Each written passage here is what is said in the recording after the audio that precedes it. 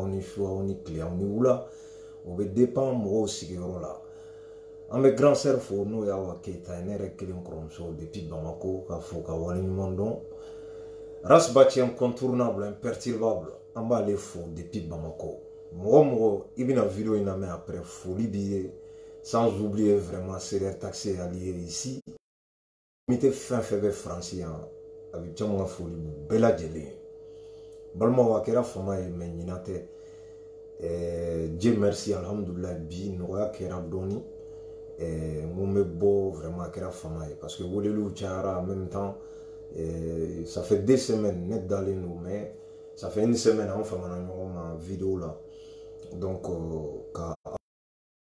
bi alhamdoulilah mɔgɔ ye n wele ka nɔgɔya da kɛ n ye minnu bɔra kalama vraiment n b'u bɛɛ remercier ala k'an to ɲɔgɔn ye ni ne don ni famana i ka mɔgɔ ma i t'a dɔn min b'a la i b'a ɲɛɲini k'a ɲɛdɔn min b'a la sinon bon n terikɛ dɔw yɛrɛ ye n wele i kan to ko ko cɛ ko caman ko i fɛnɛ y'i cun ne ya n ko quoi k'i tɛ ka ye yɛlɛko de ye minɛ n ko cɛ n ko mangɛnɛ de voilà donc c'est comme ça ni mɔgɔ tunna dɔrɔn a b'a nouvelle ɲini k'a dɔn min b'a la et puis voilà après on passe à autre chose mais bon yani alikiyama jɔ caman nɔ la kɛcogo t'a la quoi hein, t'as beau parler ça veut dire que tu peux inventer tout ce que tu veux mais bon moi je suis intact vous voyez diɲɛlatigɛ y'o de ye ne si kɔrɔbayara fila mananiya ma ne ka kodɔn ye niveau dɔ sɔrɔ n tɛ fɛn dɔn dɛ mais kodɔn dɔ bɛ ne la o sera degré dɔ la c'est à dire n'anw ye min ɲɛɲini k'a ɲɛdɔn ka tugu a kɔ an b'o de kɔ yanni diɲɛ wuli cɛ foyi tɛ se k'o falen voilà don o don manamanakan minnu bɛ fɔ u bɛ taa ni mɔgɔ minnu ye n y'o de fɔ n ko fiɲɛkolon de don n'a cira tu t'assois n'a tɛmɛna i bɛ wuli ka tɛmɛ i ci fɛ voilà anw tɛ bagan ye walima c'est à dire que mɔgɔ minnu ka kalan mun nafa ou bien minnu ka kodɔn ma se degré dɔ la qui suivent les gens illettrés, des oiseaux de bon coin qui n'ont rien dans leur cervelle, qui veut tout le monde mali jo kan fiye quoi. Ni malien te ita dien dugukolo shika. Balma introduction yani ngana parce que bi vidéo re bolu de kan tout simplement. Yango kembe do de ke un voisin en balma no e Côte d'Ivoire élection min kera ala ka to vraiment ka ben fola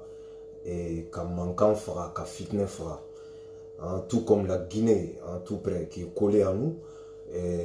c'est des pays frères. C'est-à-dire que ni Gwangwa me dien oro la nani ka jamana tugule no yona il fene bi sigina Gwangwa nyoy ni en fo bia ka cha santam ko e. C'est-à-dire que depuis Côte d'Ivoire mangan wulila ne ni fo francia wa so ni litiko ni madame ne ngo mogo be couler là ngo bila avec juga malima ka teme fembe kan et ça a été le cas donc armade me kalane gata ani ka misali mine ko mun kera ka tema e kololo mendi na fa men yira la pour vraiment que angona wore kanana o de armade yi donc on me do ke ala ka élection teme mana ku kambe ka fitne duga Côte d'Ivoire kono ala ko here kan bela jeli ani la Guinée ana kilibula Anyeboula, un mec béjaté, Anyeba Bella. Balmo Suina, mais la actualité de camp qui concerne vraiment les oiseaux de bon coin, surtout qu'on a musulman. Parce que moi-même, j'ai eu pas mal des appels, mais je en même temps.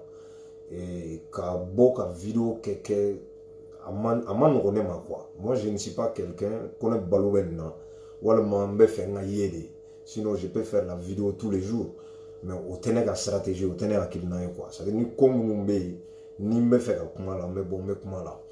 Mais j'ai eu pas mal des appels. Mounou yamouélé comme quoi, ni ko imbe sénat,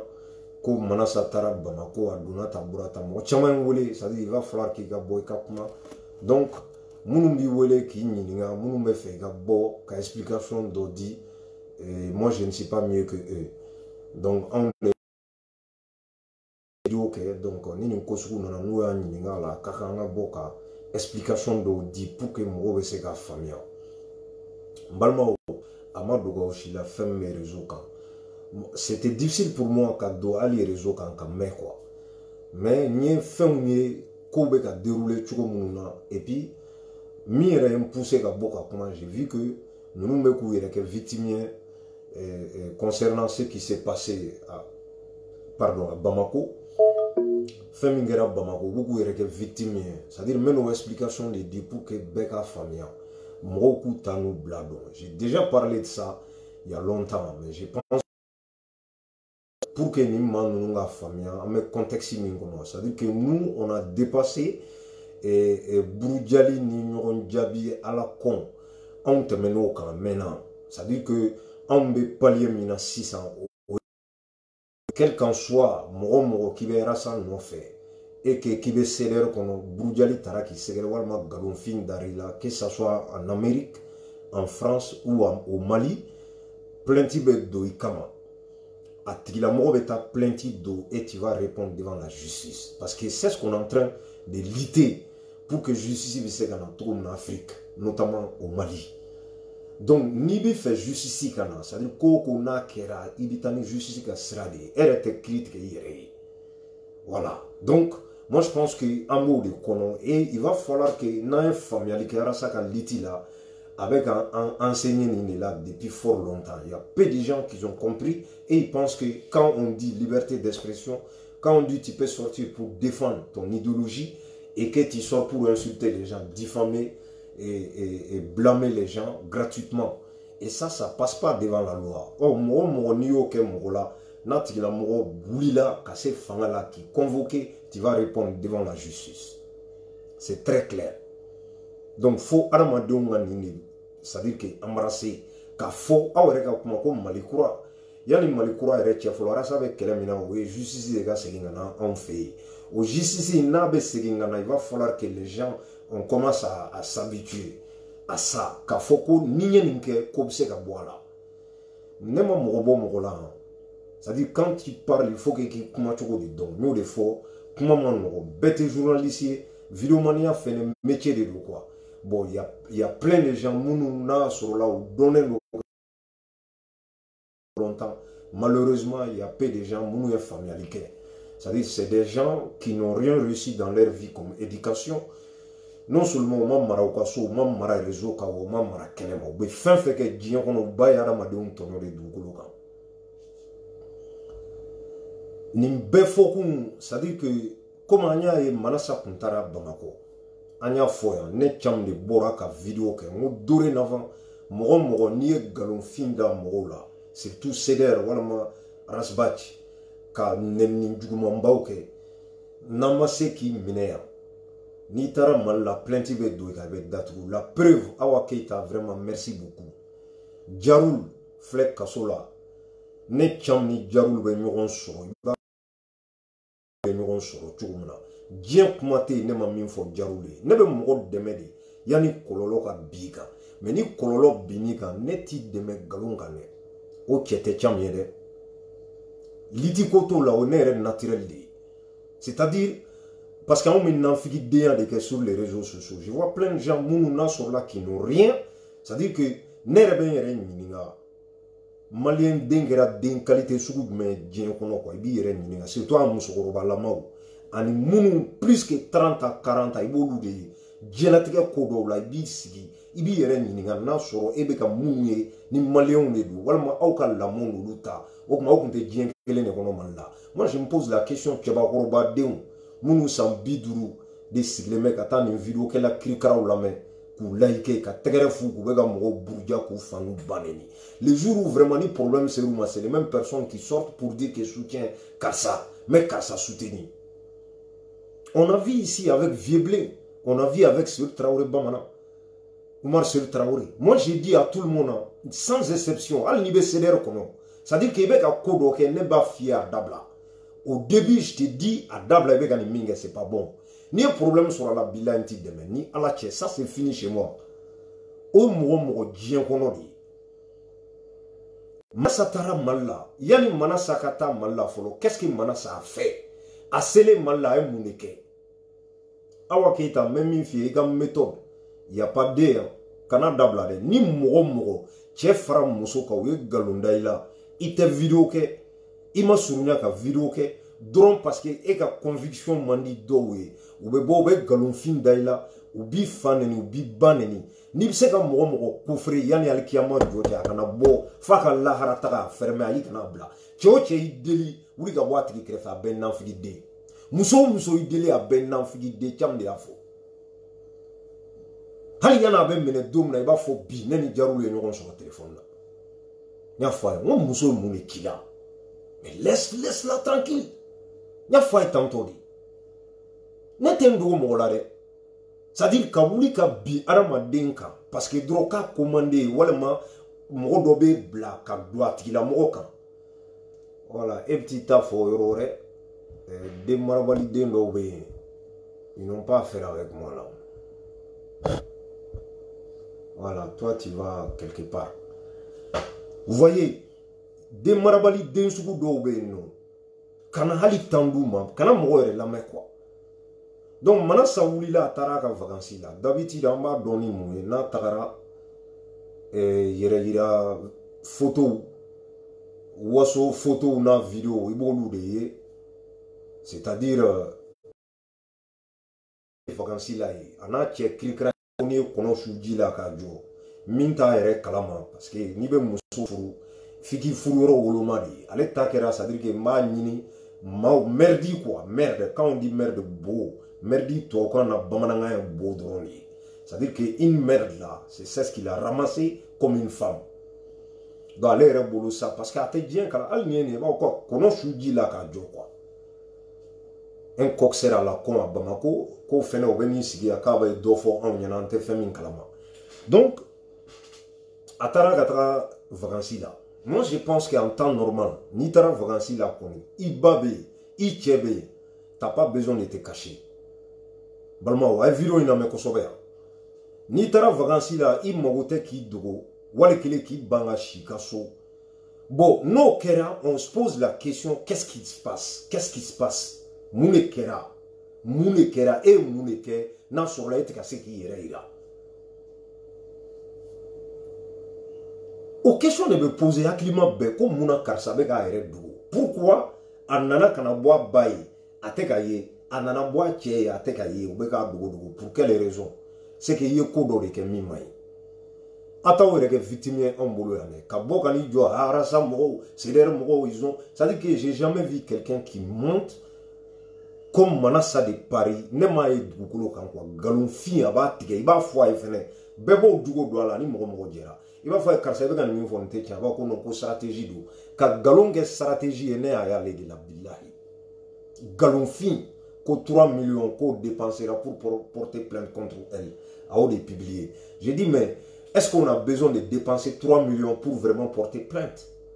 au droit de pour tous les citoyens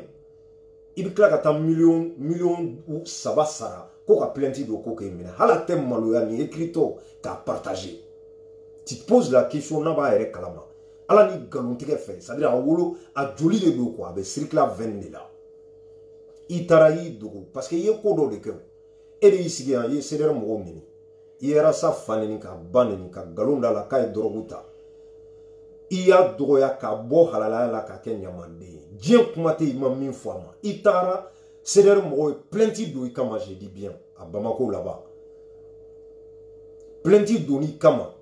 i ye nata fɛnɛ min diffamé ka galonfin da la n'a sɔrɔ a kɛra ɲɛna ou bien k'a fɔr'i ye e bɛ Mali la ye o tigi bɛ Mali la ye nata taara i y'i dogo dɛ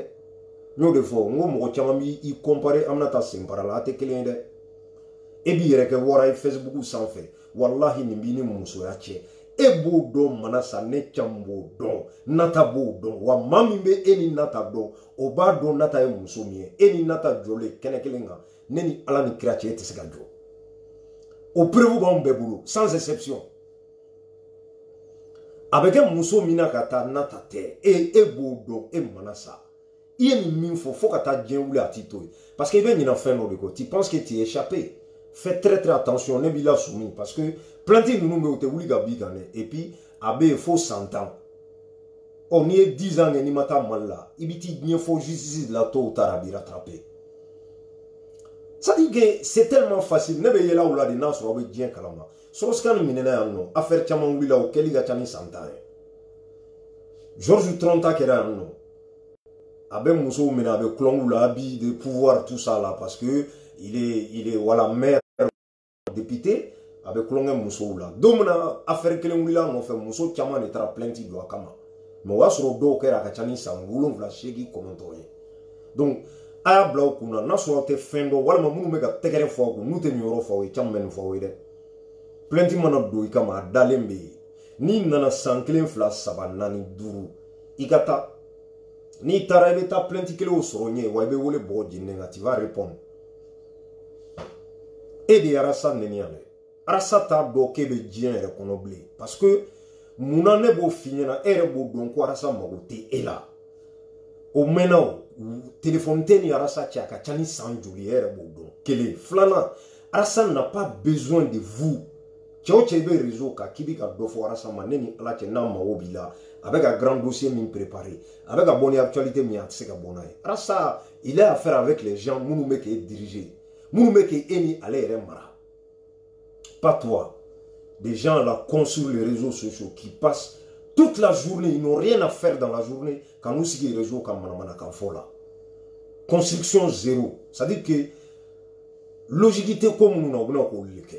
Tu te poses la question, nous mettons ta femme, nous mettons la fleur.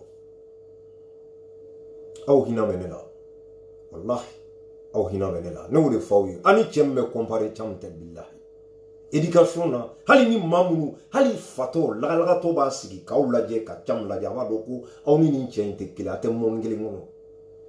non seulement vision te kile hakili te kile cerveau be nyogonye kodon be nyogonye shi be nyogonye dien ko bela ne te fo la dien kono na ibo burujali la ka obene nye dien femina te billahi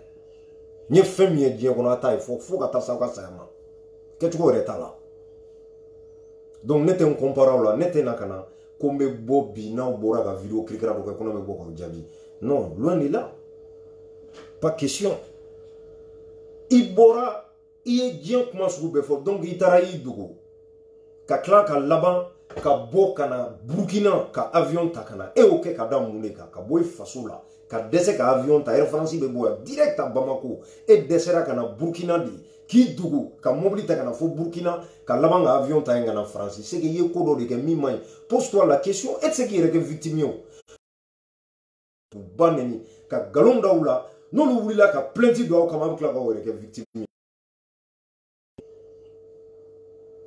Bona be Abdul Nyang ni Buba Fane mene parce que ne ya fo ngaw ta te litier aw ta te jamana joye e manasa kelen ni bora ki sigi ka Nyang défend muna ko parce que Nyang tare laje bolé ka watandi ema et de afo donc au koso c'est-à-dire hal na so ay sharia soso hal na mo de fa e ba défend au koso et de bora ka fo de ko Nyang tare il faut ka watandi ma donc ke fene me boka monnaie randi parce que akero di donc en boloté face au joy bli ayote face au joy et de bora ko ma fo donc depuis au wati nya fongo ni mama bora ça veut dire que ka koke komi manga ke mo kangarda yi banga dabla ni ko bora la kani reste ne be video ki ka billahi achete ya musote jo bala bola Nyang ni Buba Fane ka kabola jarul fene ta pareil choche ni minena ni kosugula ano chekele me boka video ki ka ki to churo chamne do billahi no sans fladi mama fongu wa ke sanani ali ne otere ni mo cheo parce que arama de me erreur de ke ou bien be fli abe fie i fli la na ibina ya fa de wala mai ba dabla mais ki tugu parce que tegere be fa ka fo ekun j'aime be ka yele e ka view be ka yele mi dabra ga boy ba fo arama de uma oh ni menena domina kebi yele ke victime. Donc les gens commencent maintenant mounou Arasa fait ah Djene Sougougo tara malla c'est derrière mogo Arasa est plainte doit Arasa n'a pas besoin de Djene Sougougo il en a rien à cirer de toi voilà et ba donc tu Arasa est temi amagotila et bo donc atmene chamka hey chete mondo iba fo de mako hey sinon e ba donc Arasa ma bonin kalama ere ne du ya fie ya me yani belin ke domna nyafo ngo che ni tra malla ino be. Oh, l'algato bado, c'est-à-dire les plus vauriens notoires dans l'histoire du Mali, les voleurs de Paris, et les oiseaux de bon coin qu'on a tchema. Mouni tchouni mou ka wari, ka boka bna sigi ka kuma wari fo. On t'a rien demandé de ça. Iga nan figi déa ila oudou na iga vidéo kono. k'i sigi k'e nafigiden de i bɛ min fɔ mɔgɔw ma dɛ e yɛrɛ de nana k'i yɛrɛ ka nafigidenya k'a yira adamadenw na Cam tɛ sa Cam ma lamɔ tan Arasa b'a dɔn Cam ye cɛ min ye bilahi ne tɛ kuma lase ye o tɛ ne jugu ye ne tɛ mɔgɔ ka ko foyi tiɲɛ diɲɛ kɔnɔ a tɛ ne ɲɛ sira la parce que ne dalen n'o yɛrɛ la ne bɛ min kɛ ne bɛ min fɔ ne ye min ye ne yɛrɛ b'o dɔn aw si tɛ ne ɲɛ ni diɲɛ fɛn foyi ye ni ka gɛrɛ Arasa de la ko de don ko considération ne considéré n'o ka tɛmɛ aw kan ne b'o dɔn ka tɛmɛ aw kan hali na aw bolo k'aw considéré n'o Arasa yɔrɔ ne b'a dɔn Arasa kɛmɛ ka ne considéré ka tɛmɛ aw kan ne bɛ sɛgɛ ci ka k'aw la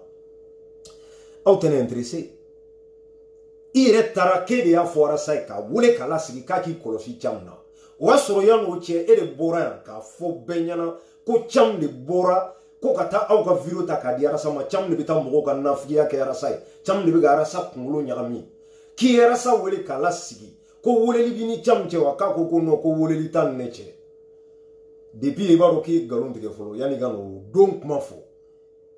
depuis e b'a dɔn k'i ye nkalon tigɛ k'i ye nkalon tigɛla de ye donc i ye nkalon da Cam na k'ale de taara aw nafigiya mais e pourtant a dun delila ka f'i ye ko fili tɛ Cam ni Arasa cɛ téléphone ko Arasa y'o f'i ye e de da y'a fɔ dɛ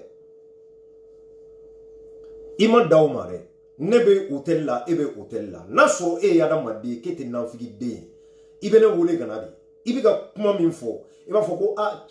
Arasa Cam filɛ a yɛrɛ sigilen filɛ vraiment a bɛ ka ko dɔ kɛ a ma yan fɔ k'a k'a dabila nin de ye adamadenya ye mais e taara ka taa fɔ Arasa ye de k'a k'i kɔlɔsi Cam na o dun y'a sɔrɔ Arasa ni Cam bɛ kuma min kɛ o ka ca o don kelen na ne ni Arasa ye vidéo kɛ a vidéo bɛ Arasa ka page kan a ye t'a lajɛ i ye nin fɔ don min na dɛ o ma bali ne ni Arasa fila jama bɛɛ sigilen dugu ma ka yɛlɛ sanfɛ ka taa ka vidéo kɛ i t'i yɛrɛ ɲininka i ye den qualité min ye o sugu la ne tɛ nafigi ye e de ye nafigiden ye parce que e de taara ne ka nafigiya kɛ dɔrɔn i ɲɛ bɛ n na quoi tu veux pas de moi à côté de Rasbach e tɛ se ka foyi balo la parce que ne b'a dɔn ne y'i dɔn a mɛnna n y'i nafan dɔn n y'i tafan dɔn mais ne bɛ n yɛrɛ kalama cɛ min b'a yɛrɛ kalama Arasa ɲɛ bɛ ne la a ɲɛ bɛ e la a b'e dɔn a bɛ jɛnɛ sogodogo dɔn jɔn ye jɔn ye a b'o dɔn de quoi est-ce qu'on est capable a b'o fɛnɛ dɔn moi j'ai pas besoin de me justifier ne mago tɛ ka taa n yɛrɛ ko di Arasa ye ne mago tɛ ka taa o nafigiya ayi n'o don o mɔgɔw b'a bolo min tɛ ne ye y a celui de communication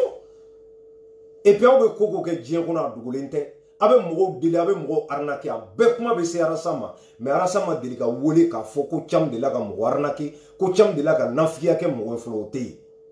a cɛ tɛ yen i bɛ taa nkalon de tigɛ bon Arasa dun ye cɛ min ye n'i ye kuma fɔ a ye a b'a lamɛn de jamais a bɛ mɔgɔ minɛ mɔgɔ kan ma ne y'o don a la o y'a sɔrɔ ne n'a ma gɛrɛ ɲɔgɔn na donc ne tɛ taa nafigiya k'a ye ne tɛ nafigi ye depuis ni Ala kan da o t'anw ka du kɔnɔ a cɛ tɛ yen a muso tɛ yen aw nafigidenw de i yɛrɛ bolo n'i ye nin fɔ Arasa bɛ nin méfier Cam na o don bɛɛ ne ni Arasa ye vidéo kɛ o dugusɛjɛ ka taa restaurant na ka dumuni kɛ toute la journée on est ensemble dans la voiture e ko cogo di e bɛ yan dɛ ne bɛ yan mais munna Arasa tɛ wele ka na e kɔnɔ cɛman munna a tɛ wele ka na n'a nana Faransi yan k'a ka ciw confier la munna Cam i t'i yɛrɛ ɲininka depuis yen yan a bɛ mɔgɔ minnu bugɔ hakili la olu bɛ Cam tɛ sa nkalontigɛdenya réseau sanfɛ lagalagatɔ den minnu bɛ n'u sigi k'aw lamɛn k'u bɛ da dalakan na non Cam ɲɔgɔn sen t'o la quoi ayi anw sen t'o la i bɛ diɲɛ kuma o kuma fɔ dis-toi que minnu bɛ k'i lamɛn hakilimaw de don i ye mun fɔ kunun i bɛna mun fɔ bi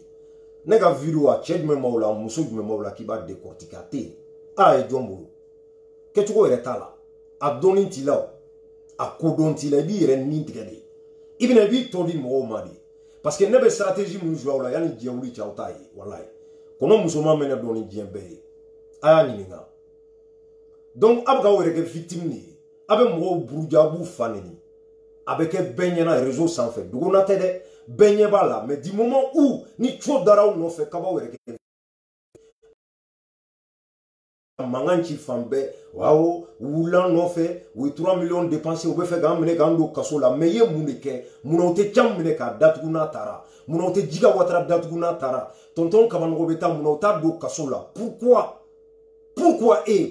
k'e bɛ nɔfɛ k'e ɲini ko fɔ k'e minɛ e bolila munna n'a ta ye co da i ko aéroport la i y'i ka vol raté ka tila 2 jours a kɛmɛ ka co da i ko Bamako billahi fo Burkina e bɛ tila ka n'i sigi Faransi ya k'i bɛ dabarabaya k'o muso kelen na mais Nata bɛ ni hɔrɔnya cɛ Nata bɛ ni danbetigiya cɛ ne b'a dɔn Nata ye muso min ye n'ale de tun ye nin fɔ ni Ala ni kira cɛ mɛ kali mɛ bolo da kuranna k'a tɛ boli wallahi caman mɔgɔw dɔn sa a t'a dogo wallahi n'u b'a minɛ ka datugu mais a tɛ boli fugariden de bɛ boli jitɔ den o de bɛ tɔgɔ ta ni Ala cɛ ka ko kɛ ka dɛsɛ ka assumer o de ye nin ye o mais mɔgɔw nɛni k'u buruja galonfin kan n'i ta ye tiɲɛ ye ko tiɲɛ b'i bolo t'as pas besoin de te cacher montre-toi et que tu fais face à la justice awa ne min fɔ n b'a assumer wa tiɲɛ don preuve bɛ n bolo preuve filɛ a banna o i t'i datugu mais ka galon da mɔgɔw la e welela ka na e bolila e bɛ tila ka n'i jɔ k'e ye muso ye ne ye duwawuden ne ye barikaden i b'i ka waso i ba la i bɛ k'i ba la gosi matin midi et soir cɛ kɛmɛ b'a ba balo k'a fa balo olu tɛn'u sigi réseau kan k'a fɔ e de y'a fɔ yan ko hali malo ne tɛ yen maa tɛ yen i y'i somɔgɔw bɛɛ la gosi ni wasobanciya ye mɔgɔw da la parce que ka waso mɔgɔw la kɛcogo de b'a la o non kuma dɔw bɛ yen n'i y'olu fɔ dɔrɔn i tɛ ka waso mɔgɔw la dɛ i bɛ k'i ka famille de kuma sulu k'i ba kuma sulu k'a la gosi k'a di a filanw ma ni m'i ba balo a tɛ saraka deli yan ne de bɛ taa balo e ye yan non ne tɛ mɔgɔ wɛrɛ tɛ ɔ ne y'o kɛ o e bolo i ka musokisɛya de ye ayi n'i m'a kɛ mɔgɔ wɛrɛ de b'a kɛ o ye walimɔgɔw de ye o ye saraka deli de ye a bɛ t'o de kɛ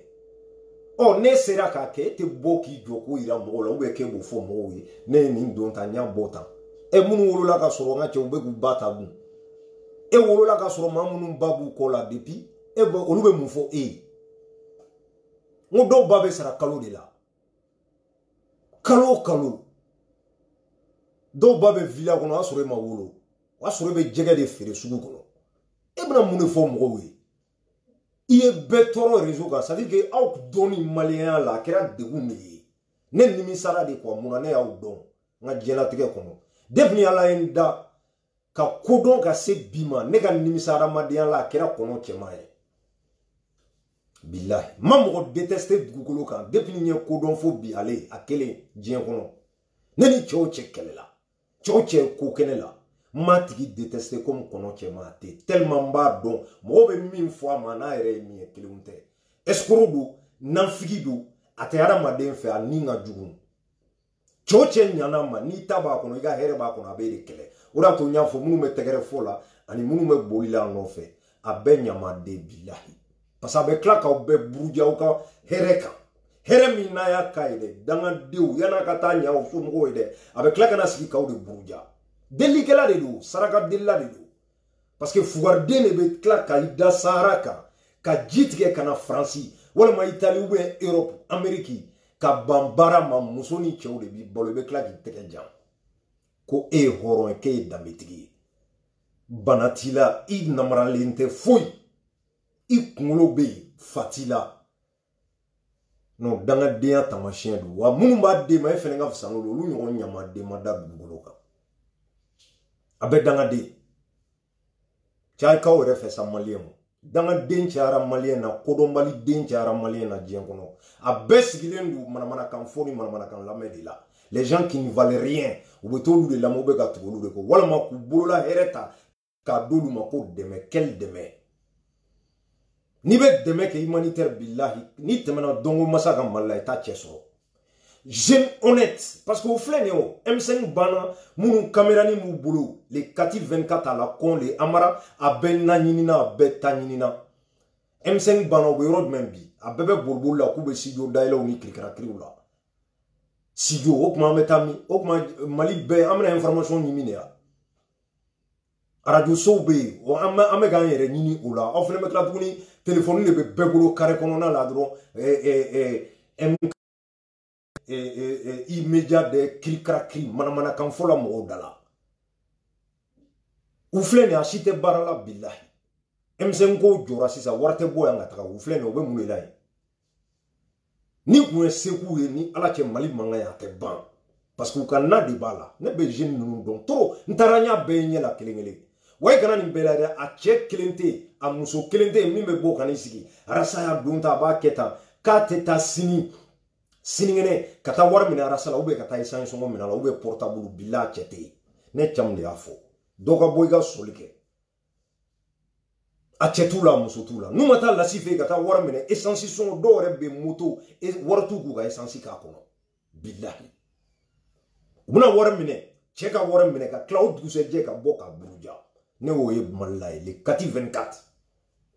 escouru de nous me mouri la dien kono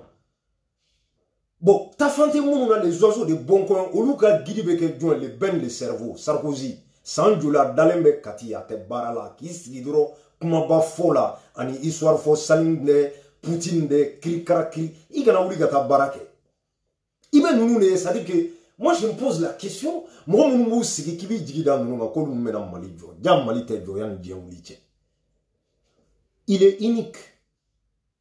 incontournable Aïdia média grand dossier BC Mali Afrique beba la me billahi hal ni mal la me jinaw ba la me abeni ala che chamle afawi dossier jinaw ba la me sarakata law o dona histoire kono di en émission te Mali kono y en a pas donc l'ida tere chatribo tere jamana jo ambe jamana mi ngono na me fa ga tanye akunu na nyenye ka bona e kana di malien do ma chekeli ni temena ka ita soro billahi ketugo re tala ibe bona emi ni min sanente o sponsoriser les nous ame journal do man law que ça soit précis walma ça veut dire que radio so mo no munumbu sara amba be kalama be tout sans exception et tia sabali ante tout mo côté gwansane na soro ara saka ko ko re de nyamon klala mena ambe bina ka boy arasa ko re kuma te fo blé parce que nous on chama ne Mali kono mo mu mena ko profiter mo la kana ke fin ka fin ni ga tanu ere sans juli depuis auta do ka be ceder sigi depuis auta do ka be na Mali ko keleke ni nche ba ka kuma fola abaka chenjala fola abaka information di la bi au nana tugo ko au de ba joko wa ko jeunesse janfa ni be association do ere la sur les réseaux sociaux hali jusqu'à présent ou be garasa do ya de no et ils sont pris dans l'actualité, ils sont pris à l'actualité. Beaucoup diabi. Il y a mon ton trégé du moment où les réseaux sociaux sans faire. Halibi, beaucoup sont. Parce qu'il faut que vous free free. Ni a mo qu'elle sera là, il va tout. Afin de free free. Ore qu'elle n'a faille. N'a pas là encore. Tu peux pas. T'as beau faire tout ce que tu veux, à bas free free. Donc, bah, toi, afin de free free. Ne boulou diabia. Les gens à la commune me bo ibene neniga shika klika ça dire kana dabla iga jela tege ere kono neti donere nteni donti jabi mais nini jabi kaburu ma senedi charge électrique ine abe ya libi mausiga kane kono musumana chema kiga zoom dia de dabla arna kere dia ça dire kana franci ka babarama anyo de forêt et ka ça dire ere ya foya benyana kibe ibe ka kele parce que kitse gata malla ibe ka tarasi ça fait combien de mois itika malita ko kuma fore ibe tanima dabu ga sibiri dan kula billahi kono kema cham de afie na be kuma munu fawe c'est très clair ante cheshito on n'a pas besoin de demander rasbach kamena ninke quoi c'est pas son problème parce qu'en bas donia fa ba foka yu toyi te abaga munu neni ku buruja ay munu na war frango nga ka tuna e na usira malla billahi que ça soit kono musoma kono kema nasira sako na usira malla vous allez répondre billahi choche yeseder ka dorome duni tarebe datku malla wallahi antito fo al kiyama jo mais c'est très ça dit comment ça se fait quand vous êtes na victime mun nga war duna ou washi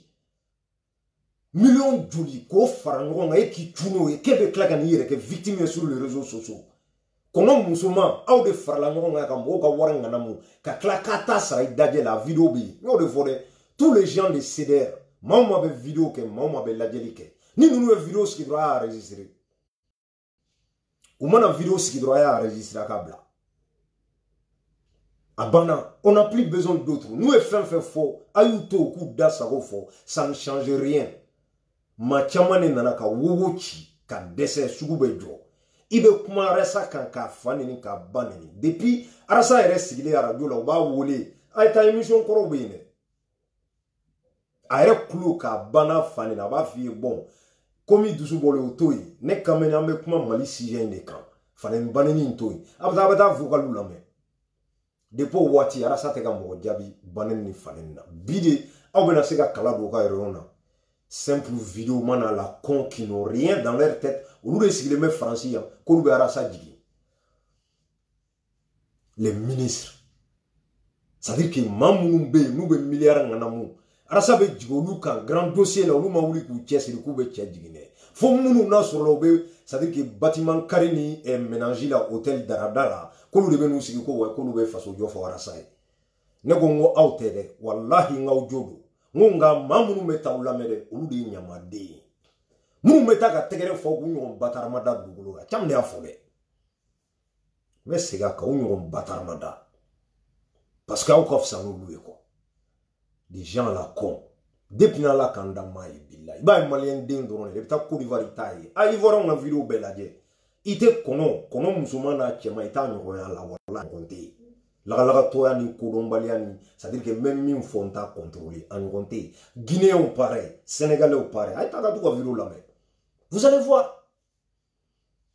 donc maliyɛnw de bɛ ka ho ta ka tɛgɛrɛ ni dunu ni bala ta k'i jɔ k'aw k'u bɛ ninnu lamɛn u bɛ ka mun de fɔ aw ye caman y'a don ta a y'a don ta nanfigiden a yɛrɛ de y'a fɔ dɛ k'ale ye nanfigiden de ye a ye nkalon tigɛ prévôt ko caman de bɛ ka taa mɔgɔw kunna tiɲɛ Arasa ye caman de bɛ mɔgɔw ka kuma doni ka taa fɔ Arasa ye ka tila ko Arasa ko non ko ani caman tɛ ɲɔgɔn sɔrɔ téléphone na dɛ mais ne de y'a fɔ Arasa ye k'a k'i kɔlɔsi caman na donc e de taara nanfigidenya kɛ ja e de ye nanfigiden ne ye nin fɔ cɛ o cɛ bɔra Arasa nɔfɛ de Mandela de Momo kana fɔ bi kɔnɔ les oiseaux de bon coin olu de kɛra sababu ye ka mɔgɔw gɛn Aminata Touré ninnu Maram Magalou ninnu cɛ filɛ nin ye Amin Ndiaye n balimaw bilahi ninnu de kɛra sababu ye ka min ɲɔgɔn ma u ma kɛlɛ c'est pas parce que ko idéologie ma diya ye dɛ ninnu de don ni ko n go olu de bɛ weleli kɛ olu de bɛ bɔ ka vidéo sigi kan ka Arasa wele k'a ka kɔlɔsi la u bɛ diɲɛ nkalon sugu bɛɛ tigɛ donc i taara o ɲɔgɔn prévu kelen de yira ka tila ka n'o fɔ vidéo kɔnɔ ne ma don i da dɛ i yɛrɛ dabara ni nanfigidenya tɛ mɔgɔ bɛ nin kɛ yan ne ma nin k'i la dɛ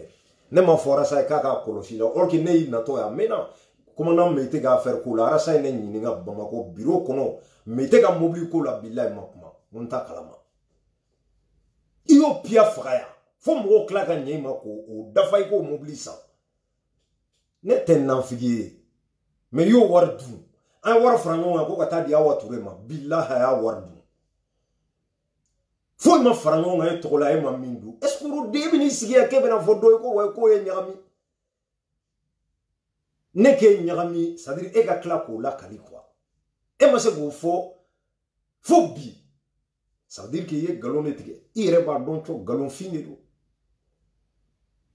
on m'a donné l'argent à te remettre a cɛ bɛ yen a bɛ CDR taxi kɔnɔ n tɛna tɔgɔ fɔ n k'i ma n ko cɛ ye wari di yan ko k'a d'i ma i ko n k'a d'i ma n ko n'an sera Paris je te donne l'argent c'est chez moi je traîne pas avec l'argent liquide a ko wa ko ne y'ale ka wari dun a sɔrɔ an bɛ Espagne de galon tigɛla den c'est à dire ne t'a dɔn hadamaden ni dɛsɛra argument na n y'o de fɔ ninnu ne tɛ filan ye t'as pas d'argument ne tɛ mɔgɔ kɛlɛ ni ninnu ye parce que ninnu tɛ argument ye quoi n'a sɔrɔ i ka wari sɔrɔ ou bien a y'a don a ma sara oui i b'a fɔ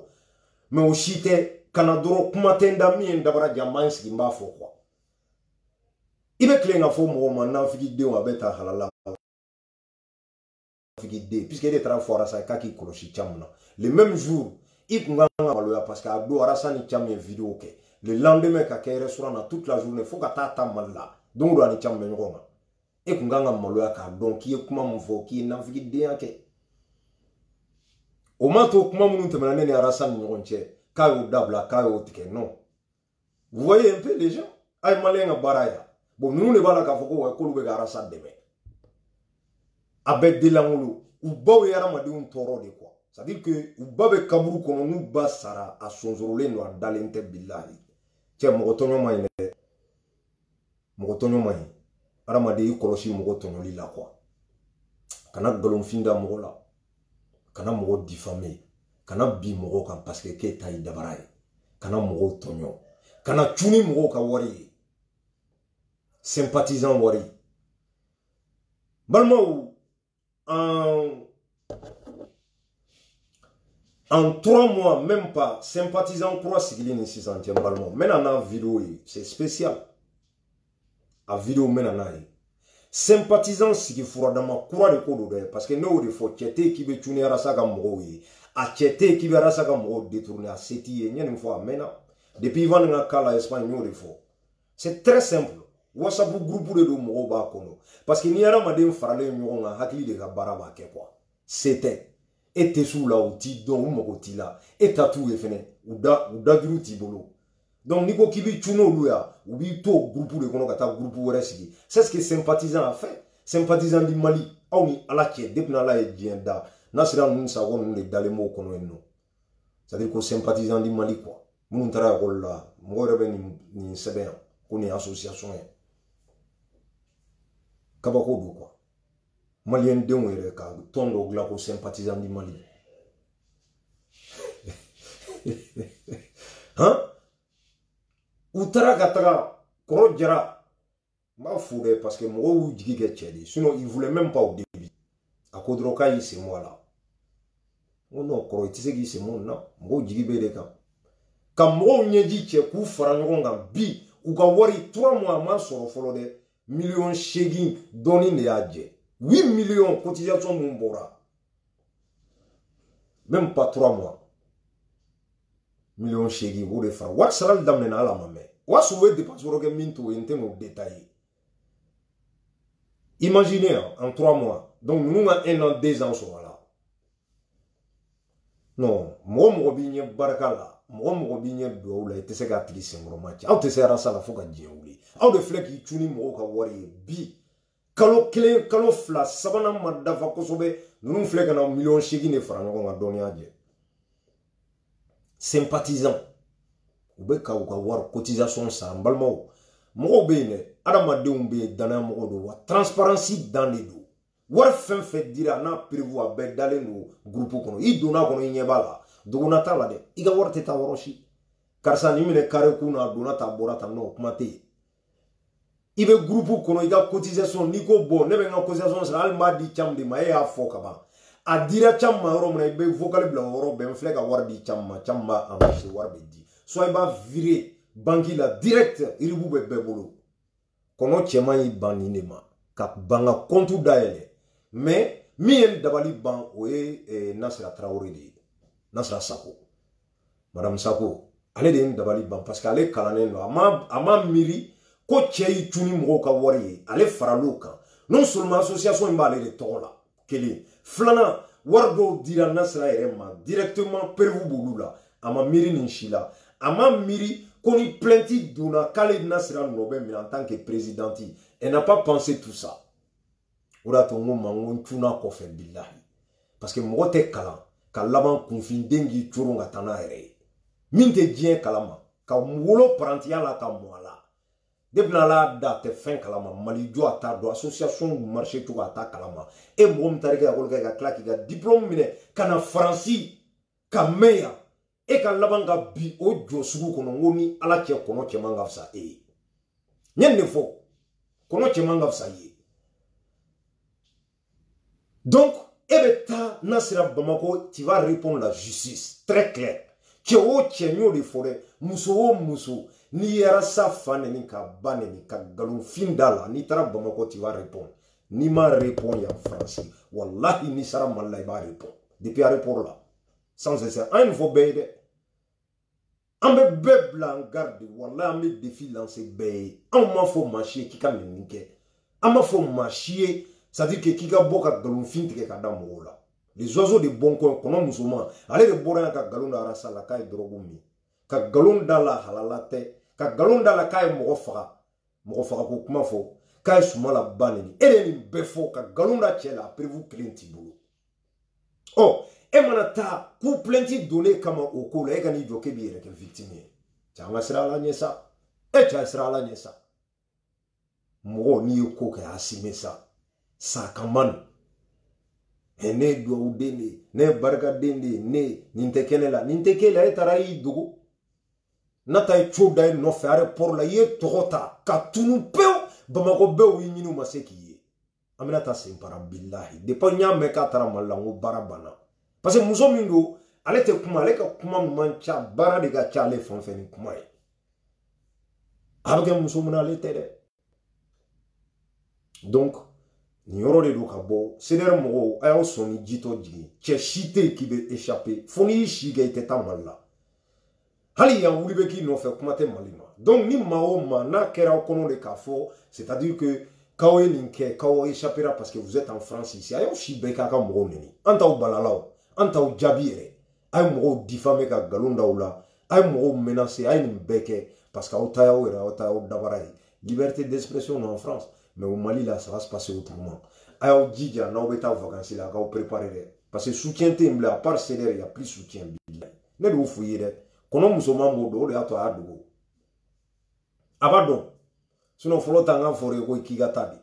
kuki toy après on a fait des démarches djembe wula qui de ma cause de qui rasbach biya kila ni menena kibo au soutien kelen so moi j'ai honte voir Diko en tant qu'imam une personnalité c'est à dire que morale au kata joka photo avec quelqu'un nous même mo fanu baneni kela ni faneni kela ka photo tanu c'est la honte pour le Mali, pour l'image de l'islam au Mali, billahi. Ne de afo, ne cham. Wallah, c'est la honte. C'est-à-dire que, n'te ka le ye quoi, nyebe Diko de la quoi. Almami, mgo ka danaya bika, ni meta joka photo ta. Eche. Kabakobo. Mais bon, avec femme Mali de do quoi. Parce que, nan so Diko nous nyoron, ane aydra nous be, palier mina. Maukanga soro de mungu kerefe bo information duma voilà celui de communication de ganga ko bebulo be mo don yani gase ni ko kibe na karsa kanga na nefo joni do a tibe ne ke akabara ni oh une fois que ni na ka bana atiba do ye join avec la deli mundi ma bo dima mais il va jamais s'afficher avec toi parce que c'est une personne non grata. Normalement, radioactif de do cancer a bimine wallahi ni gerelu la cancer nous gereli la cancer bimine ou ka kololo ma bidiko kanye mauka boka diko bruja à cause de qui ces gens là billahi ne ya fawye olure ou tu Clément Ngoya no akira tugodi ka ujumu akira tugodi ou sera mao mama ou kololo ele na fe billahi saraka tala de nyeni fawye amena nga o tugodon nuna nunu mana tugu ko karade do bi défend chogola chogo mimbi se la jaba mo bi jigi kolone ko ite bo kolone fo katisa nya fongo demete na fiki demu ma foko nunu yere fakara sa no u poshi kono na nu to nu ka jem we kele ko de wa kele sugu menu ay mago de chiara sa ya ma mago nye ne nyera sa nye billahi mba fo ay mago kele manye ne ni fo jembe ma dugo mo la de me mana ke digu ya dabla demete chenni du ite mo buruja un niveau atila mo ni te ki faible awo de ka méthode ne ko mo de bana ça dit que na ma buruja ku afle na ko wa ko ceder de ko rasa de obla ni na otara ya dabla avec ake mais avec la tuni ga burika ou dugo anyen de fo choche ni ko ke komi manga ke tu vas répondre devant la justice un mo ko se kelenta là ceder bi bamako sinu be plenty do choche aluga cheni mi ka refoulé la nafle Niger. Ça fait eche Ramadan ka gele.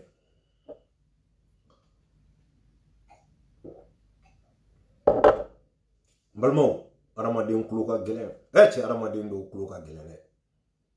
Ibe tugu mogoko mo munu ni problème seri ma nu be se ki bo problème kono. Bore ta kera no. Bure minena ka datugu kasola u ye mun fo kaka sa kasola o kera kono chema nga kuma kale mogota la ko den chema ne do ka ki defa ere et pourtant domina be boka vidéo ke ko way qualité les oiseaux de bon ko na bla mo chie nye dogo wele mo dogo ngi be ka kuma min fo ngi koloshi de dogo e demzen de te fengo ngi kuma mo fo ni ala che ni kuma ni mbori da ko way qualité lu bla mo yi domina i minena olu yi la bla Kika sa la kama o kise kilenti la ki e denche mani iki débrouiller a vocal be a flene ya chamte vocal jouer a dabara de afo o bora no dans la 2000 silentu me Algérie na be ga mawneni il flek qui mene qui refoule kata Niger billahi ali kidal gafsa ni Niger il dalen fleni no il kla kata malla ni sera be mene bi jube datu kasula ntuni aw ni ala che ne mu nya webli nu me se ka mu ne nya we bu se ka mu cotiser ko di aw ka dimba ya ma ko fe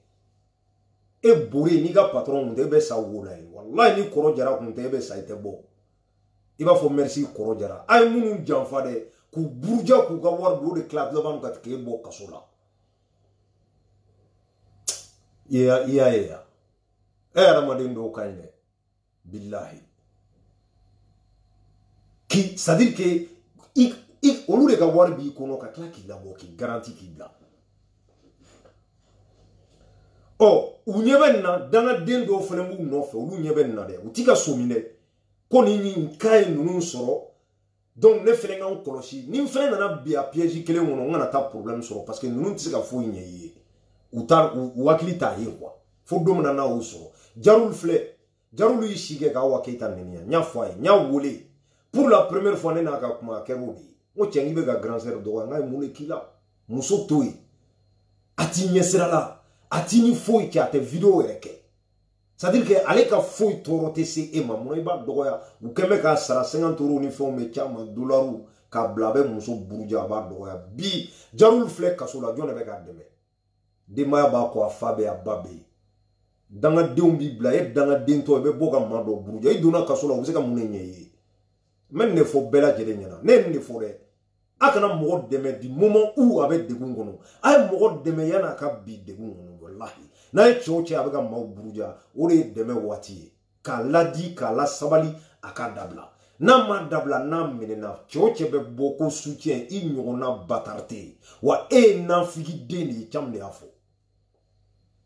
muna tsika soutien ma muna aw malien aw tsika soutien ma di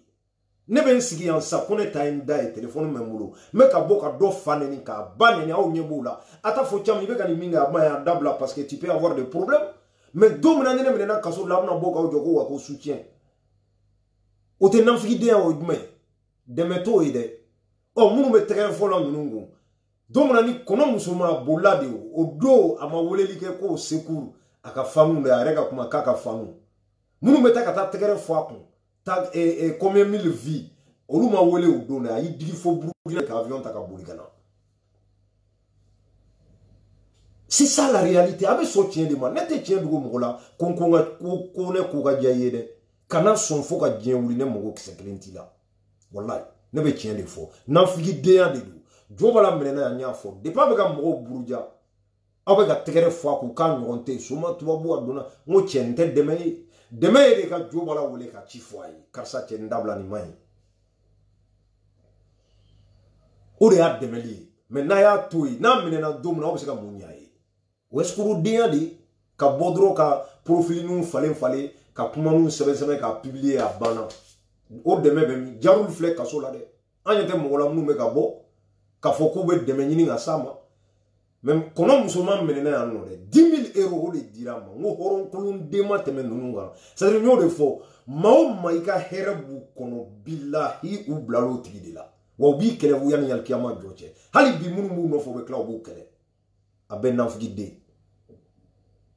ibe nyoma ka shiro duma ka dumuni duma ibe mobili duma jaman duma kana dawma de ulashi negelika sanu lika usiga ka wallahu be bo bi buruja ube bo bi buruja che ay sabali Kadijau kanute ni bika bataria la iba kunteme ka boneka mi donne ni ma sabali meti sur 19e na mi toni jamu fie ite muso ye chedi adabla iga mpuli ibe sega ka machi ka boy flantene de iga mana ka beta sebe no parce que ay na figi deuni abe mo ye erreur kono i mega min fo mi ma e ba donne ba do ina tigi be nyogo jien dongodo afa ka ka dabla escoro de kana na sebe ya chene ba donne à faux profil, ça passe pas chez moi. Non. Wati do ne be fendo menye chaka mais moi je ne tolère pas. Mo do be ne toléré mbi don le ba do koné bidon. Nin klala iga photo, ire ba ko ma photo kima. A bataria tekene là. Vous voyez, ibe ni den qualité soudi. u tɛ se ka tiɲɛ fɔ maa minnu bɛ ka bɔ ka maaw buruja mais non u bɛna u sigi de kana nin kɛ dɛ ka fara nin ma malhonnête ne ma ne malhonnête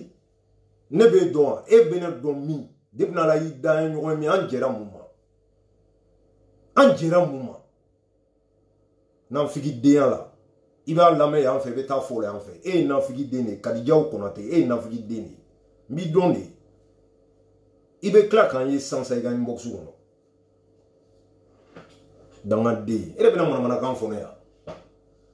donc balimaw c'est sur ce n bɛna min fɔ ka bɔ vidéo la ces gens là u tɛ se ka kɛ victime ye parce que fɛn o fɛn n'a wulil'u nɔfɛ gɔngɔn fɛn fɛn b'u nɔfɛ c'est des gens vraiment bɛɛ ɲɛ b'a la fo ni min y'i ta kɛ nafigidenya ye munna n bɛ nafigidenya in fɔ a b'a dɔn wa c'est à dire u ɲɛ bɛ tiɲɛ la u bɛ ka mɔgɔw nɛni u bɛ ka nkalon da mɔgɔw la ni plainte donna k'a bɛ tila ka n'o tigi dɛmɛ ko ko victime k'o man ka kɛ nin man ka sara nin na o de la n ko nafigidenya don o dun de ye tiɲɛ ye fɛnɛ i tɛ se k'o nier o parce que tout le monde voit qui est victime c'est Arasa qui est victime Arasa ye mun de fɔ ninnu ma a y'u fa nɛni wa a y'u ba nɛni wa a ye nkalon da u la wa a ye mun de k'u la ne caman ye nkalon jumɛn da ninnu na n ye mun k'u la est-ce que n y'u fa nɛni n y'u ba nɛni su ni tile u tɛ ka bɔ ka sigi anw kan yan u bɛ k'an nɛni k'an fa n'an ba nɛni a tɛ ka k'aw bɛɛ ɲɛna a ye mun de f'u ye qu'est-ce que vous avez dit ni plainte donna olu kama aw bɛ na bɔ k'aw jɔ k'a b'aw yɛrɛ kɛ victime ye k'an ka tila k'o tolérer k'an ka n'o vidéo kɛ k'an ka makun n ka vidéo kun yɛrɛ bɛɛ ye nin de ye c'est à dire que victimisation a tɛ jouer yan nɔ wallahi aw fɛn fɛn n'aw taara Mali la ni Ala cɛ aw tɛ to yen aw yɛrɛ b'a dɔn bi tɛ dɛ a kana k'i hakili la k'i échapper i ba bɛ yen a ma sa Ala ka n'a cɛ janya saya bɛ se ka s'a ma bi i bɛ avion ta i bɛ cun n'i taara tu vas répondre devant la justice i kuma cogo de dɔn i cɛ bɛ yen n'a ma se ka na e de bɛ taa parce que kɛli nɛgɛ b'i faga a bɛ hakɛ to n'i ma taa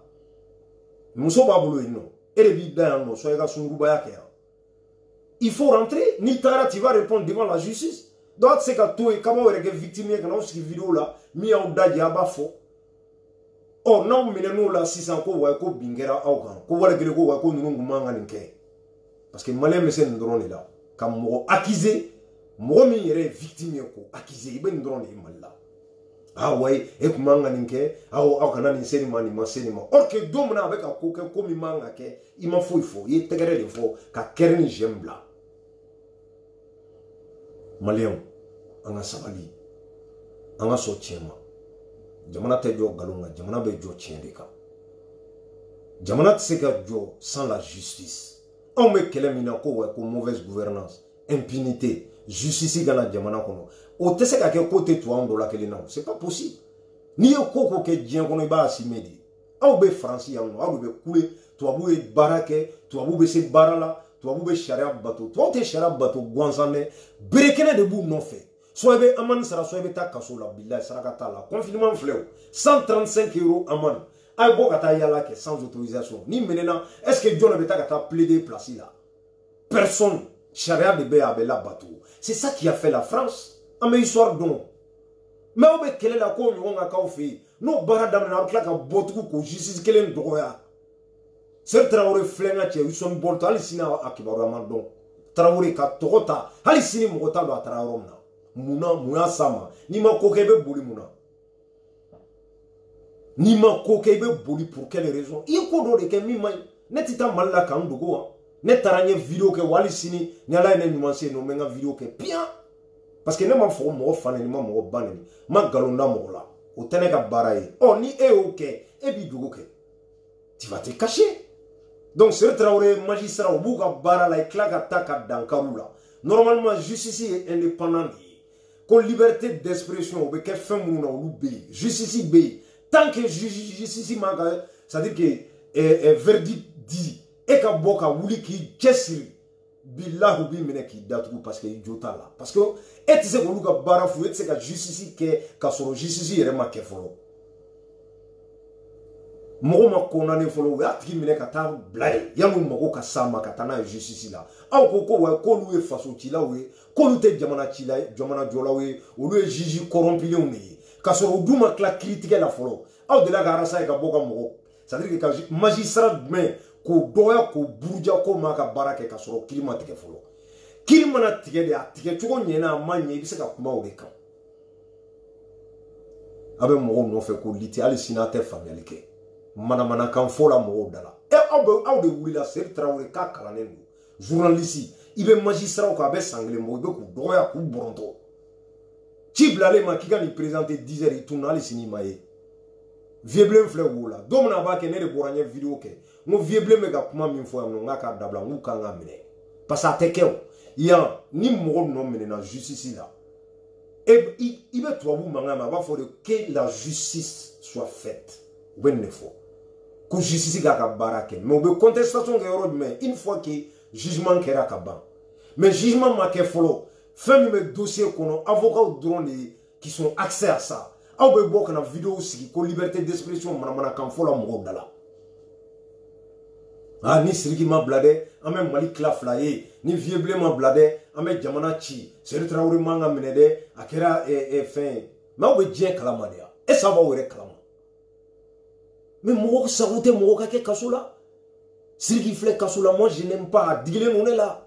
mais c'est la justice moi je peux pas parler à la place de la justice fɛn min bɛ dossier kɔnɔ ne t'a dɔn fɛn dɔw bɛ yen balimaw n bɛna fɔ aw ye ka bɔ kuma la c'est à dire n'u a fɔra sa ko Thiam ye nɛnini kɛ sisan réseau sanfɛ a ye kuma lamɛn dɛ ko Thiam ye mɔgɔ dɔ fa nɛni k'a ba nɛni réseau sanfɛ a ye plainte don u ye Thiam minɛ o tɛ minɛli ko kun ye wa Thiam minɛna k'a minɛna kun jumɛn na k'a ye vidéo kɛ dɔ kan ka nkalon d'a tigi la k'a diffamer o kɔfɛ n'a dɔnna ko Thiam minɛna Thiam delila ka ko kɛ mɔgɔ la a bɛɛ bɛ taa plainte don hali ne ye fanɛni banɛni min kɛ n'o ma se ka sira sɔrɔ ko preuve ma y'o la plainte kura minnu farala kɔrɔlen kan n'o bɛ minɛ olu nɔfɛ a tɛ nin si kalama a bɛ bɔ dɔrɔn ka na manamanakan fɔ ou bien Thiam minɛna perquisition kɛra a ka so u taara drogue sɔrɔ yen u taara marifa sɔrɔ yen u taara c'est à dire que mɔgɔ kunkolo sɔrɔ u taara mɔgɔ su sɔrɔ yen o affaire bɛ bila ten yan a tila ko justice ye mun de ye de est-ce que maliyɛn ka dɔn ta bilahi a man ca dɛ bɛɛ b'a kunfɛ lagalakatɔ a la réseau sanfɛ manamanakan fɔ la ni mɔgɔ minɛna a ma diya i ye c'est vrai mais a b'aw jɔ jugement ka kɛ jugement in kɛra a kɛcogo jumɛn na a ɲɛna wa a ma ɲɛ c'est là où on peut parler mais yan'o cɛ n'i bɔra n'i kumana i ma foyi fɔ manamanakan kɔ i ma foyi fɔ k'i yɛrɛ di c'est à dire que problème ma vieux bilen filɛ a kaso la jɔn de bɔra k'a dɛmɛ jɔn bɛ se k'a labɔ ni ninnu tɛ jɔn bɛ se k'a labɔ qui munya s'a ma dabarabaya ka kuma fɛn na fɛn min t'a dɔn Seri Traoré ye tɔgɔ ta munya to a bolila a y'a dɔn a ye fɛn min fɔ a ma ɲɛ ka tila ka yafa deli hali sini a nɔ ma ye bon o bɛɛ la u tɛ leçon tirer o bɛɛ la u tɛ kuma dɔn Abdul Niang y'a fɔ de k'a ka boli ko sinon ko n'a taara u b'a minɛ parce que ale b'a dɔn munna zen ta olu ma bɔ ka kuma olu fana minɛna munna Bakari Togola minɛla ka bɔ ka justice dɔgɔya aw t'a dɔn munna cɛ minɛna ko munna Bakari Togola minɛna ko man ka minɛ aw ni ala cɛ ni Mali tɛ i bɛ nin ye diɲɛ yɔrɔ jumɛn cɛ nin bɛɛ de bɛ liti la ko jamana ko sariya kana jamana kɔnɔ c'est à dire n'a bɛ mɔgɔ wɛrɛ kun kan sariya ka kɛ mais n'a bɛ ne kun kan non a kana se ne ka mɔgɔ ma dɛ ne ka mɔgɔ kana minɛ dɛ i bɛ nin de mɛn Adama Sangare minɛna dɔw y'u pan ka bɔ Bakari Togola minɛna dɔw y'u pan ka bɔ Sidiki Nfa Konate minɛna dɔw y'u pan ka bɔ Sidiki Diabaté minɛna dɔw y'u pan ka bɔ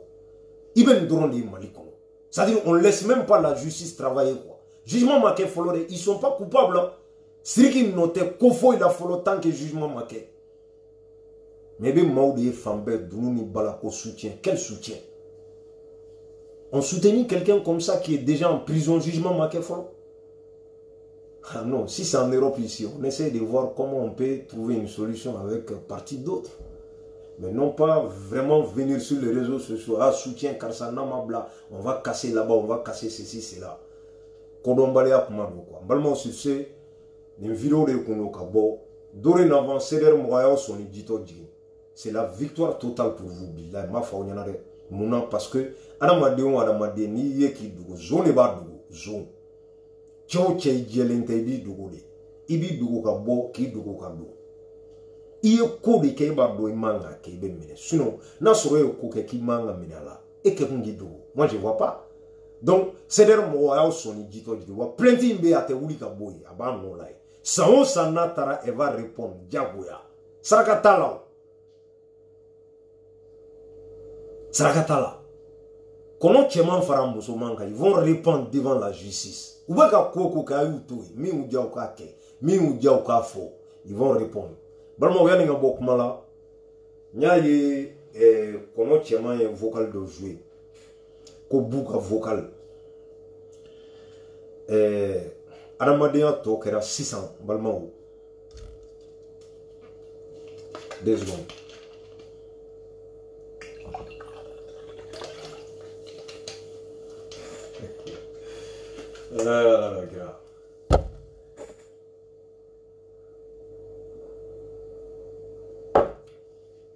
Adamadenya tɔ kɛra sisan i t'a dɔn i b'i ko min i b'i jami kɔnɔ cɛman ye vocal dɔ de jouer parce que ne y'a fɔ aw ɲɛna n ko nin cɛ ye nafigiden de ye wa a mɔgɔ ko ma deli ka diya ye a ma deli ka adamaden sutura a tɛ mɔgɔ sutura a tɛ hinɛ a mago t'a la a ye bu ka vocal jouer bu ka vocal a y'a sɔrɔ cogo di balimaw un petit frère n b'a dɔn depuis a fitinin depuis a bɛ ŋunuma n b'a dɔn depuis a bɛ ŋunuma Buba Traoré depuis a bɛ ŋunuma n b'a dɔn parce que a kɔrɔkɛ ni ne depuis an bɛ san 5 la an bɛ ballon tan ka kɔrɔbaya ka gɛrɛnw sigi ka sunkuruw tigɛ ka ballon tan ka diɲɛ ko bɛɛ kɛ ɲɔgɔn fɛ a grand frère même père même mère o ye ne terikɛ de ye en enfance depuis an bɛ denmisɛnya la o de ye bu enregistré k'a di kɔnɔ cɛman ma Buba Traoré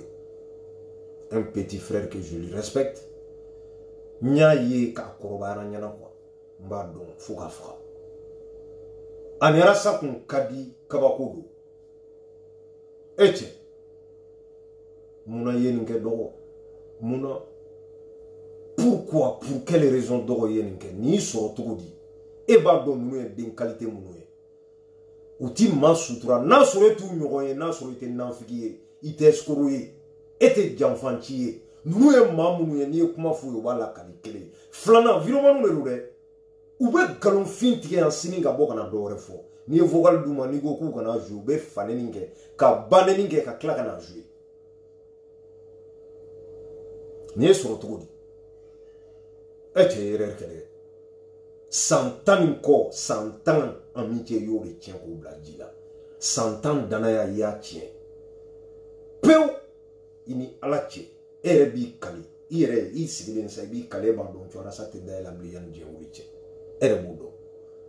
dɔgɔ ye tiɲɛni kɛ trop nin digira ne caman na ka tɛmɛ diɲɛ bɛɛ kan puisque ne dɔgɔnin de ye i b'a dɔn fɛnɛ dɔgɔnin tɛ dɛ carré kɔnɔ dɔgɔnin c'est à dire depuis enfance quoi n b'i dɔn fo ka se fo merde i bɛ n ka du dɔn n b'i ka du dɔn k'a daminɛ aw ka so a kɔrɔbalen f'a fitinin n b'a bɛɛ dɔn e bɛ ne ka du a kɔrɔbalen f'a fitinin i b'a bɛɛ dɔn ne ye Arasa kɛrɛfɛ ni Arasa ka di moi j'étais content j'ai dit mais c'est bien n'i ye baro kɛ don min na bu mamuso bɛ ban ala ka hinɛ la e ni ne de donna mobili kɔnɔ ka taa kaburudon na a don Segu Kulubali ninnu bɛɛ tun bɛ yen e ni ne de donna mobili kɔnɔ an taara kaburudon na ka tila ka segin ɲɔgɔn fɛ ka na i ka garage la Arasa tun bɛ yen e cɛ o don portable kura sanna ka d'i ma je me souviens de tout e sɔnna ka nin kɛ donc n'an ko sisan e de tun bɛ information ni kumaw ta k'u fɔ ninnu ye e bɛ se ka sɔrɔ kɛ bilen tu peux pas nier ni fɛn fɛn dar'e kun sa e tɛ se k'o sɔsɔ bilen mais o nin se i ma bolomisɛnya n tɛ se gundo mara la nanfigiya donc sabali c'est pas bon ça c'est très très dangereux wallahi san 10 danaya i tɛ se k'o tiɲɛ quoi avec des gens abrutis à la con u tɛ se ka mago foyi ɲɛ dugukolo ka tiɲɛni kɔ a filɛ a y'i se ko ma a mago yɛrɛ t'i la bilen t'i jate yɛrɛ bilen hali n'a y'i wele bilen i b'a fɔ o ma ko tu parce que i tɛ nafa ɲɛ bilen n'i tɛ Arasa kɛrɛfɛ ni danaya t'i kan bilen olu mago kisɛ kelen t'i la a filɛ bi a kɛra jɔn na ne t'a dɔn nin ko bɛ arranger cogo min na mais i ye erreur ba de kɛ erreur ba ne yɛrɛ maloyara ne Thiam depuis France yan ne maloyara wallahi n kuma sulu la parce que ne dɔgɔnin de y'i ye u kɛlen ka photo bila n y'a ye dɔrɔn n ye n kunkolo minɛ n ko ala a kun man ka kɛ non n ko nin tɛ k'ale don non mais a bɛ kɛ cogo di bɛɛ jugo y'i jugo ye ni ala cɛ i fitinin de i mɔna cogo min na i ka baara ye min ye n'i kɔrɔbayara i tɛ se k'a dabila o tu peux pas nanfigiya mɔgɔ n'a tɛ n'i ye denmisɛnnin ye ko nanfigi don n'a kɔrɔbayara jugo de don a tɛ se ka dabila n'est pas i b'i yɛrɛ kodiya mɔgɔ ye pour quelle raison ninnu bɛ se ka nafa jumɛn ɲɛ ye bâtiment min ɲɛ i ye mun bɛ ninnu bolo zon mɔgɔw ka wari ɲagaminen sympathisant ka wari kununen b'u da yan u mɔgɔ saba bɛɛ n'u taara yen nɔ kɔnɔ musoman kɔnɔ cɛman n'a sera Sako aw bɛ taa Mali la bilahi aw bɛ lajɔ a bɛ minɛ dɛ saraka tɛ nin na o plainte de dalen bɛ yen n'a sɔrɔ justice ye tiɲɛ ye an kɔni sigilen de don ne nisɔndiyalen n wasalenba ne tɛ yan ka mɔgɔ jaabi ou manamanakan fɔ réseau ka ça m'intéresse pas aw bɛ taa justice de répond ce que vous avez fait point il n'y a pas besoin il n'y a pas midi à 14h d'après Tidjo de A à Z a ye ko ko kɛ a b'a bɛɛ répondre devant la justice point à la ligne e manamanakan fɔ ninnu ni fɛnw a ye dɔ k'o la caman bɛ taa donna ta fa aw y'o kɛ o ma foyi bɔ caman na rien que dalle a ma foyi changer n ka comportement ni foyi rien ne t'a dɔn yɛrɛ k'aw bɛ diɲɛ kɔnɔ parce que ne ye n désabonné ka bɔ aw la maintenant kɔnɔ cɛman ne tɛ yen yanni diɲɛ wuli cɛ bilahi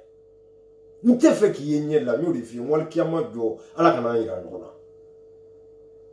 mais tu vas au Mali tu vas répondre devant la justice e b'i si kɛ i tɛ taa e kɔni kɔnɔnen na yanni i pas rentrer au Mali ko bɛ ko ka jugu ni ko bɛɛ ye i b'a dɔn fɛnɛ ko co dalen b'i kɔ mais n bɛna ni vidéo ye dɛ sympathisant ka vidéo bɛ nalen en 3 mois ni ala cɛ $8,000,000 wo de fara ɲɔgɔn kan he cɛ maliyɛnw baara bɛ yen a ye na les sympathisants a ye cotisation sara a y'aw jija nin projet wala a bɛ taa f'a dan an b'a sɛnɛ f'a dan saraka t'a la dɛ il y a des gens convaincus maaw bɛ minnu bɛ arasa nɔfɛ arasa n'a jamais trahi qui que ce soit billahi mɔgɔ tugura arasa k'olu de y'a trahi arasa ma mɔgɔ janfa a b'a ka liti de la arasa bɛ bɔ ka na information de di an ma arasa bɛ kɛlɛ dɔ de la a ye kɛlɛ in faamuya cogo min na n'o tɛ kungilenna i b'i ka sira de ta mais e tɛ se ka bɔ contrat n'a cɛ i m'a bila baara la k'e bɛ n'i jɔ k'a ye janfa aw bɛnna mun de kan ne bɛna janfa ko kuma fɔ aw bɛnna mun kan e de tugura kɔ n'a sɔrɔ a ta fan ma diya i ye ou bien ko kunun a tun bɛ kɛlɛ dɔ la o ka di ye bi a ye kɛlɛ wɛrɛ kɛ o man di ye a to yen e tɛ se ka bɔ ka n'i sigi k'e b'o buruja ko ye janfa e yɛrɛ tɛ e ye den qualité jumɛn ye e tɛ se ka foyi dilan i yɛrɛ ye e tɛ se ka foyi ɲɛ i yɛrɛ ye journalistes bɛ Mali la chroniqueurs bɛ yen dɛ mɔgɔ t'a fɔ k'a bɛ tugu olu kɔ de n'aw de y'aw pan k'aw coro yan nɔ ko Clément Danbele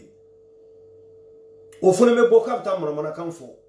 ah ouais ne tɛ drogue ta e tɛ drogue ta e bɛ fɛn ta min ka jugu ni yanba ye Clément e kuma cogo lajɛ man la façon dont tu t'exprimes i ni ala cɛ bɛ se ka kɛ Mali responsable ye ta façon de parler même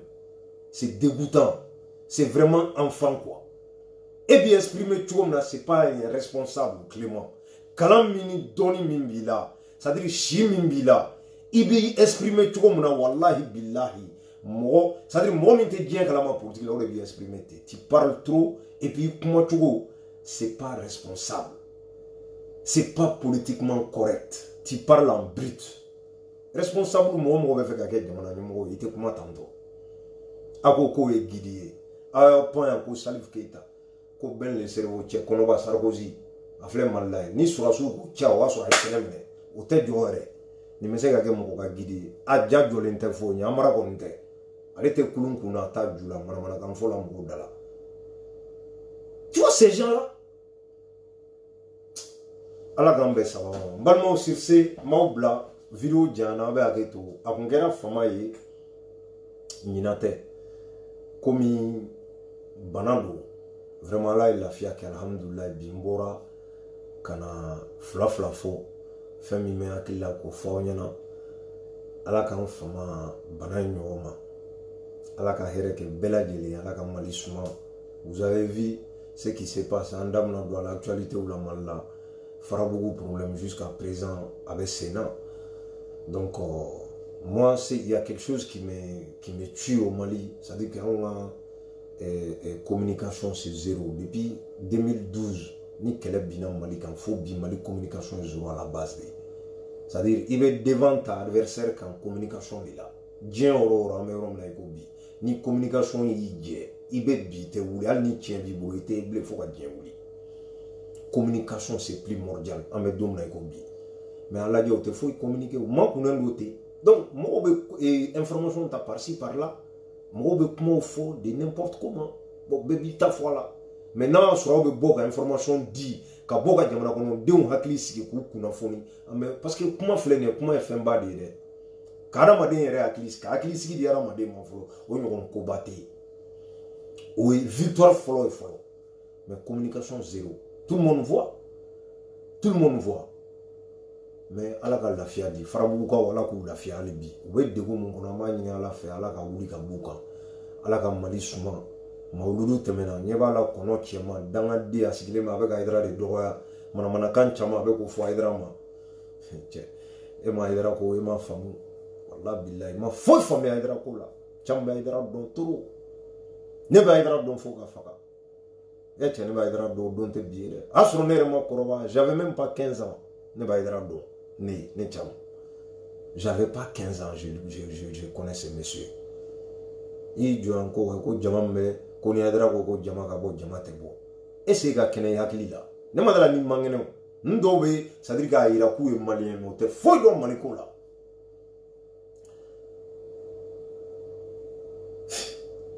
jama min bɛ Haidara ko o bɛ di ko yanni dugukolo ka meleke i t'a ye ɲɛ la bilahi Ansar Dine association tɛ Mali kɔnɔ parti politique tɛ Mali kɔnɔ qui est bien implanté ka tɛmɛ Ansar Dine ka yanaba caman de y'a fɔ aw ye togoda tɛ Mali kɔnɔ raison tɛ Ansar Dine tɛ yɔrɔ min na yanaba Haidara bɛ ka kuma cogo min na diyagoya a bɛ kuma ten de c'est vrai parce que lui n'a pas touché 8 millions par mois Ansar Dine fɛn fɛn bɛ ka kɛ Haidara ye Ansar Dine de bɛ ka k'a ye. Non, lui, il n'a pas touché 8 millions par mois. On ne lui a pas donné le V8 au Mada Lemao. Et bien, on a quand les fois Haidara. Il t'a Haidara Bourdieu qui veut mon dollar face à au Teka on y en a un. Aïe. Jaman ba Haidara bolo billahi ate ni a claque mais tant a te dit ko bolo billahi. M5 Jaman min borane Haidara ko kabe boni Jaman aba nyona mugana wo ne de afa wi. Mali kono abbe malien fene mene. Billahi ni aramadenw ma bɔ jinɛw bɛ bɔ ni ala cɛ saraka foyi t'a la a bɛna Haidara ko fɔ jɔn ye i ye 26 mars ye o don o ka dɔgɔ Haidara la billahi o ka dɔgɔ Haidara la de manamanakan fɔ la mɔgɔw da la Haidara min kɛ Mali ko la Diko bɛ se k'a kɛ fo ka diɲɛ wuli ni ala cɛ au contraire il a encaissé lui il a encaissé mais Haidara a donné Haidara a fait c'est visible hôpital jɔra goudron dara forage min senna dans ta la Ansar Dine fɛ ni min kɛra ne caman b'a fɔ dɛ n b'a bɛɛ kalama an tɛ nkalon da mɔgɔ la an tɛ bi mɔgɔ kan an tɛ mɔgɔ dɛmɛ nkalonfin kan ayi o kuma t'a la n'i ye min kɛ o de don o bɛ fɔ Haidara ye baara kɛ dɛ billahi Haidara ye nɔ bila Mali la ale ni Buya Haidara olu y'a di de dɛ awɔ olu ma kɛ karamɔgɔ ye k'u bɛ kalo c'est à dire k'u bɛ sara par mois oh non karamɔgɔw tɛmɛna Mali la olu mɔgɔ kisɛ kelen tun tɛ gouvernement na kisɛ kelen a mɔgɔ tun t'a la donc balimaw an bɛ bi ta bila yan su kora ne tɛ Ansar Dine na n tɛ yan nɔ ka bɔ ko n bɛna kuma wɛrɛ fɔ mɔgɔw dɔ kan donc mais min ye o bɛ fɔ de i dabara tɛ se ka Haidara la bi billahi Haidara ko yɛrɛ mɔgɔw kan ka ɲɔngiri ten de dɔ kɛra bɛ cɛ buruja diɲɛ nkalon bɛɛ dara cɛ la a b'an mako foyi dilan foyi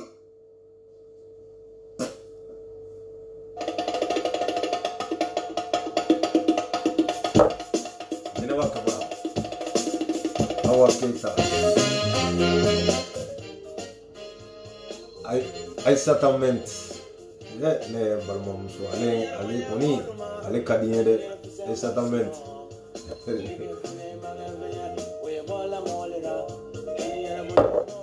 Todd foli b'aw bɛɛ lajɛlen